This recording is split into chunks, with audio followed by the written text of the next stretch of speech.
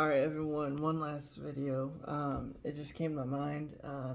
So, how I'm finding deals and how I'm selling cars so quickly. Alright, so this is gonna be kind of short and quick because it's not that hard.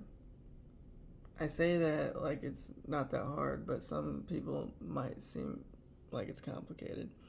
Alright, so you go on Facebook Marketplace, you look at the filters. You type in what you want to buy. So I'm looking for cars that I can drive for Uber and that people can afford, and mainly families. I'm not trying to sell it to single kids like teenagers, young adults, and I'm not trying to sell it to older people. Um, I'm really trying to get that family vehicle. Um, so family vehicles, and right now because it's the start of spring, so you want to buy cars that sell in the spring. Two-door coupes, V8s, SUVs. You really want a V6 or you really want a V8 SUV, but you'll take that V6. Do not get a V4. Do not get a four-cylinder SUV. Don't do it. And then for sedans, four-door cars, you want a four-cylinder. You don't want a V6. You definitely don't want a V8 for a sedan. You want the cheap cars that sell fast. You don't want the cars that are going to sit and wait, and you don't want those cars. So you want the cars that you're buying in that $500 to $1,500 range that need a little work, and then you put the money into it and sell it for that $3,000 to $4,000. So when you buy a car, what you need to do is you need to look for that $1,000 car, right? They might have it on Facebook Marketplace for $2,000, $2,500. Talk them down, and then take the cash with you. Take cash and take a buddy and possibly a weapon, I don't know, for your protection, and meet in a public place. I always say the BMV. So meet at the BMV, sell the car, buy the car, and when you go, have one. So you have to have your left and right perimeters, right? Your bottom dollar and your top dollar. So if they want $2,500, but you really think it's like an $1,800 car, but you want to pay like $1,500, right? So you have $1,500 in one pocket, and then you got $300 in the other pocket. So you come with $1,800, even though their car is $2,500 in marketplace. Take $1,800, put $1,500 in one pocket, $300 in another. All right. So then say, go around the car, give it a full inspection, take an OBD2 reader, take it on a 15-minute test drive, see how it drives, let the people come in the car with you if they want. If you don't have an OBD2 reader, take it to AutoZone, have them read the codes. It's free. They'll do it for free. And then guess what? Take it back and mark everything that you have done to it when you inspected it. Like make sure everything's good on the inspection, and then you can either say, yeah, this is a $1,500 car, or this is an $1,800 car. And if you got cash, they probably won't say no. Even though they want $2,500 for it, as long as they don't have a loan on it, they'll take it. And if they don't, then they really don't want to sell their car, because cash money talks. And I'm not saying if someone wants $2,500, offer $500. No, don't do that. Don't be that guy that just really, really lowballs. Don't be a lowballer. Actually be intelligent, on buying and selling these cars because it's just, you don't want to screw anyone over and they don't want to get screwed over. So if they feel like you're trying to one up them, they're going to hesitate and say no. If you give them a fair deal, then it's going to be good, you know. And like, if you're not wanting to buy the car, don't buy it. You can say no. You don't have to buy the car. You can leave. Just like when you sell a car, you don't have to sell the car. You can wait. So, alright, so I talked about buying and selling the car. Alright, so when you go up there though, before you even get there, ask if there's any problems. And if they say yeah, ask what problems there are. And then either call a mechanic buddy or a mechanic shop and get a quote. It's not that hard. So this Ford Explorer, right? It's $1,000 for a backyard mechanic to do the job. Or I could pay a shop $4,000 to have the water pump done. So I've either got $1,000 or $4,000 problem, right? So if I buy it, right, what do I need to do to make a profit on it? Choose the cheaper mechanic. Just because you choose a cheaper mechanic doesn't mean that the quality is going to be bad. It's more so they just have a full-time job and they do it on the side, so they don't need top dollar for the work. And I'm supplying the parts. They're just doing the labor. You know what I'm saying? So like, so here's the thing: how to not get screwed by a backyard mechanic. So call the shop first. Call the mechanic shop first. If you've got no idea on how to buy a car and sell it, if you got no idea about mechanics or anything like that, call the mechanic shop first. Ask them how much labor is and how many hours it takes. Okay. And then if you got no idea about cars, but you still want to buy and sell cars, you're not going to make as much because you have to outsource it, right? In the beginning. So what you're going to have to do is you're going to have it diagnosed by the mechanic shop for, the $100, $200 inspection. So you pay it, right? Before you buy the car. A pre-inspection.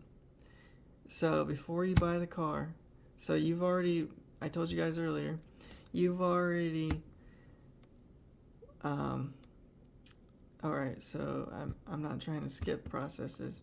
So you message them on Marketplace, you ask them what's wrong with it. They say that these things are wrong with it.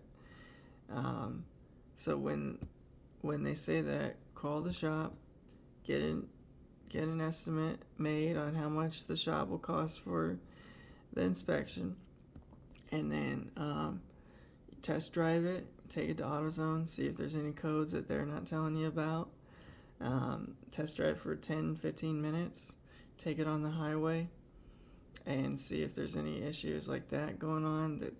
So they may say, oh, it just needs an O2 sensor, right? So, but it might not be just an O2 sensor. That's why you take it to AutoZone and you call and say how much is an inspection. So then once you say it's inspected, or once you take it on the test drive and inspect it, right, yourself, you take it to the shop and have it inspected. And then that's when you call your backyard mechanic, your mechanic buddy, and say, hey, this is what it needs. What will you charge me? That way you're avoiding that diagnosis and inspection from that mechanic, because a lot of, not saying all, but a lot of mechanics will get over on guys that don't know cars. So what they'll do is they'll say, oh, it needs this part, and then it needs this part, and then it needs this part. And then you got a month of your car being at this mechanic shop, and your $2,000 sunk in the hole because it's this mechanic keeps saying it's this thing and that thing. And then they have a full-time job, so they don't have time to work on it. So then the car is just there, right? So you bought a car that you can't sell because the mechanic is what do they call it? Nickel and diming you. So that's the process on that. And then you got to sell the car. So, okay, so the point of that part was to make sure that you're buying a car low enough to be able to fix it and still make a profit. And then when you post it on Facebook Marketplace, you gotta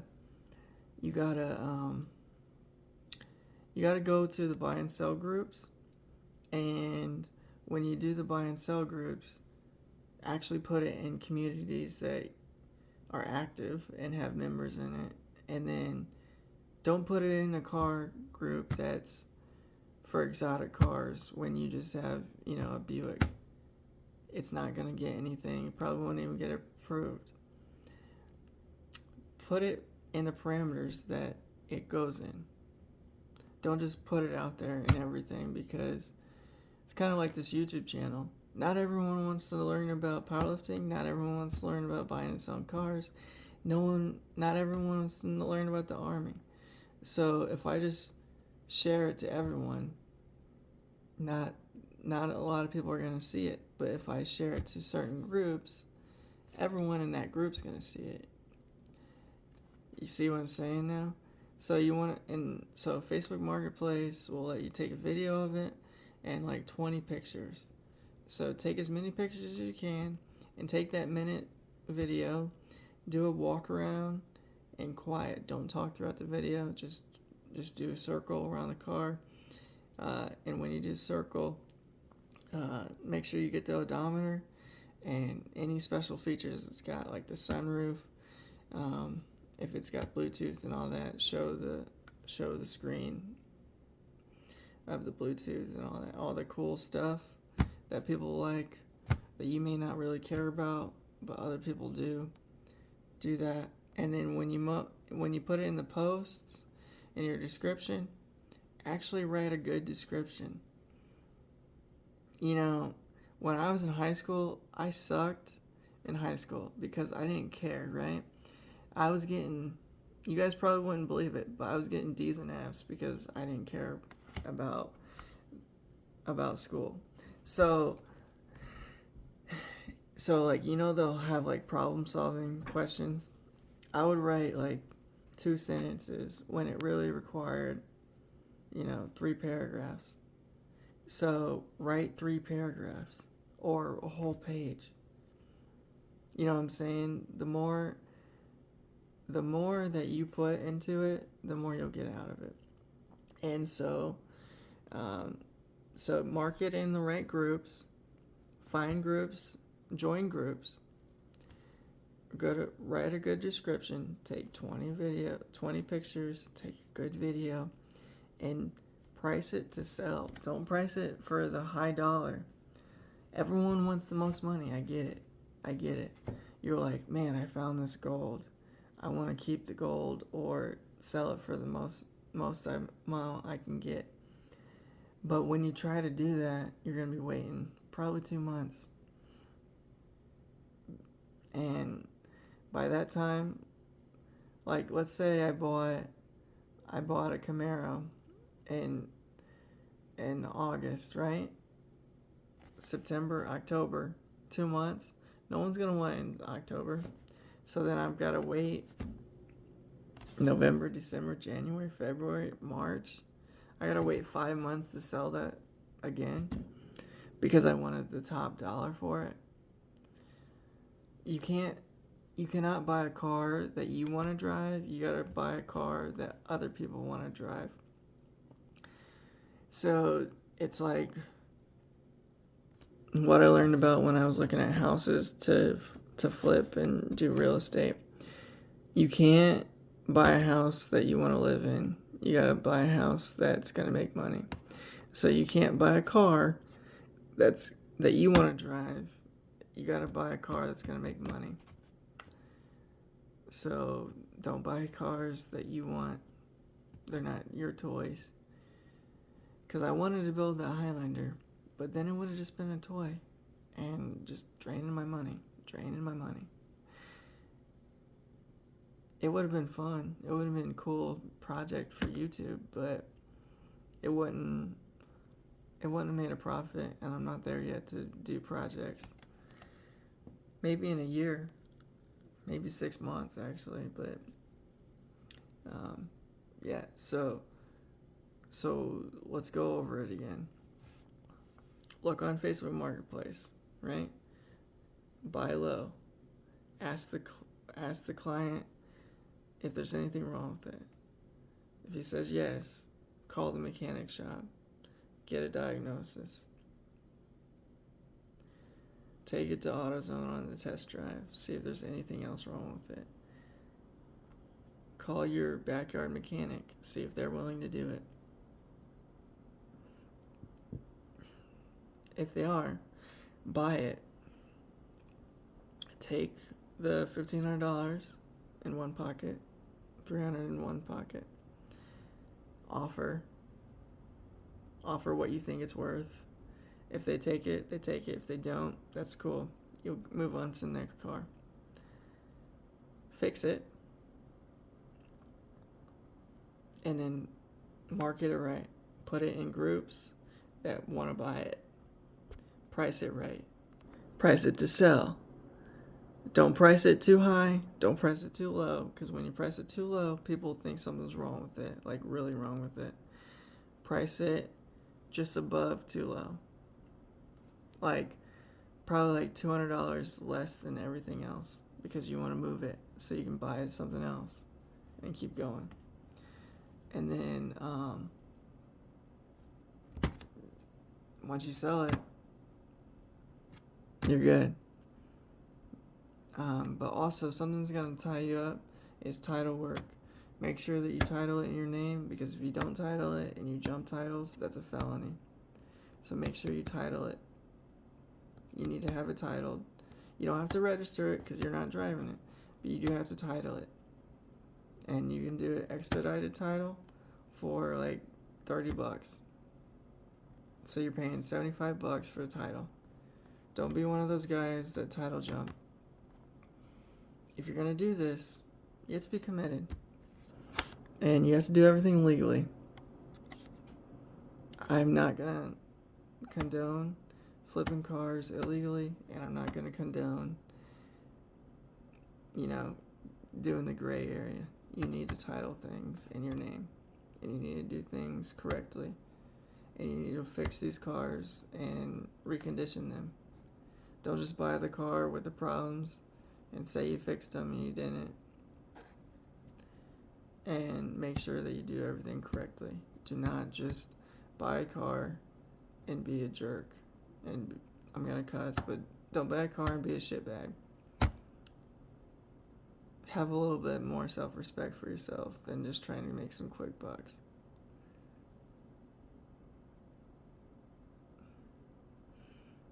That's really how you make good money in this. You don't be a shitbag. That's why and how you sell cars so fast. Or how I sell them fast, because I actually fix them. I put the money into it, and I do the work. I don't just buy them and resell them and hope that they don't break down on the test drive. Put the money in it. If you're not going to put the money on it, don't do the business, because your reputation is just going to suck. And in sales, your reputation is everything. In life too, but definitely in sales. Alright, so I walked you through my process, and hopefully you guys can apply it. Alright, have a good night, have a good day, have a good year. Alright.